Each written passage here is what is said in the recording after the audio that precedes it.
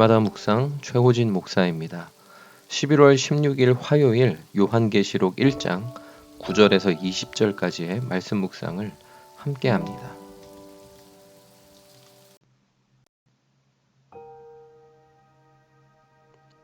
요한이 아시아의 7교회에 편지를 쓰게 된 배경을 소개하고 있습니다. 하나님의 말씀과 예수를 증언하다가 반모섬에 유배된 상황 중에 성령에 감동되어 주님이 요한에게 보여주시는 것을 두루마리에 적어 7교회에 보내라는 주님의 큰 음성을 들었기 때문에 이 편지를 쓴다고 말합니다.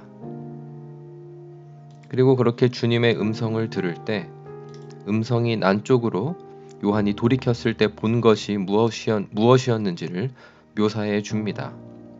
먼저 7개의 금촛대를 보았고 촛대 사이에 매우 신비롭고 힘있는 모습으로 서 있던 인자 같은 이를 보았습니다.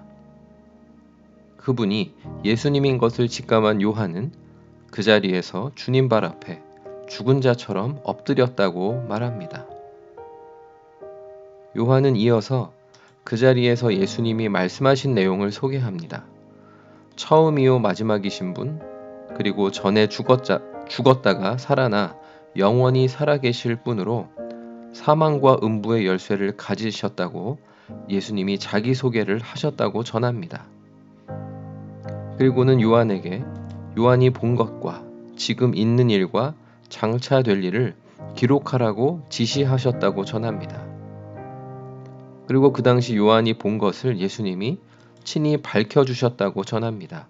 예수님의 오른손에 있던 7개의 별은 7개 교회의 사자, 또 7개의 금촛대는 7개의 교회라고 알려주셨다고 전합니다. 이렇게 요한에게 신비 중에 나타나서 7개의 별과 7개의 촛대를 보이시며 요한이 본 것과 또 당시에 벌어지고 있는 일들, 그리고 장차 나타날 일을 기록하여 전하게 하신 예수님을 묵상합니다.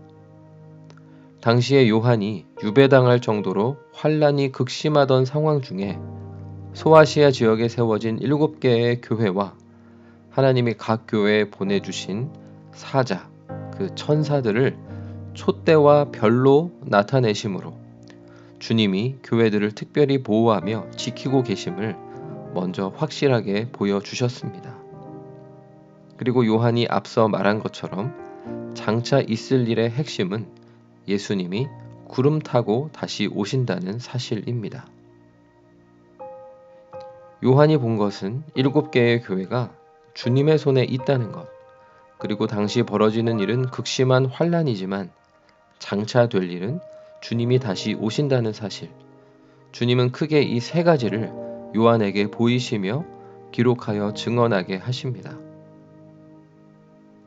주님의 부름을 받아 주님의 몸된 교회를 중심으로 주님의 말씀을 증언하는 사명을 맡은 저의 부르심도 요한의 부르심과 별반 다르지 않음을 깨닫습니다. 교회는 철저히 주님의 교회라는 것, 그리고 현재 지금 교회와 성도들이 처한 현실이 아무리 어렵더라도 장차 오실 주님을 기다리며 인내함이 마땅하다는 것을 계속해서 전하는 것이 저의 사명임을 되새깁니다. 요한이 철저히 주님의 음성을 듣고 주님이 보여주신 것을 증언한 것처럼 주님의 뜻을 오롯이 받들고 증언하는 사명을 온전히 감당하는 오늘이 되기만을 기도합니다. 적용을 돕는 질문 첫 번째, 내가 듣고 보며 깨달은 주님의 뜻과 말씀을 보내주고 전해주어야 할 상대는 누구입니까? 상대에게 전할 말을 주님으로부터 오롯이 받고자 구하고 있습니까? 두 번째, 내가 속한 교회가 철저히 주님의 교회인 것을 알고 참여하고 있습니까? 주님이 다스리며 주도하시는 교회가 되도록 그 안에서 내가 주의하며 내가 해야 할 역할은 무엇일까요? 기도하겠습니다. 하나님 아버지, 말씀을 전하다가 유배된 요한에게 매우 큰 음성으로 분명하게 교회들을 향한 말씀을 주시고 기록하여 전하게 하신 주님. 오늘날 어떤 상황 중에도 주님의 뜻을 받들어 전하는 사명, 저와 또 교회의 지체들도 오롯이 감당하도록 주님의 뜻과 존재를 보여주시옵소서. 주님의 손에 있는 교회를 온전히 주님의 뜻을 따라 섬기게 하여 주옵소서. 예수님의 이름으로 기도드립니다. 아멘.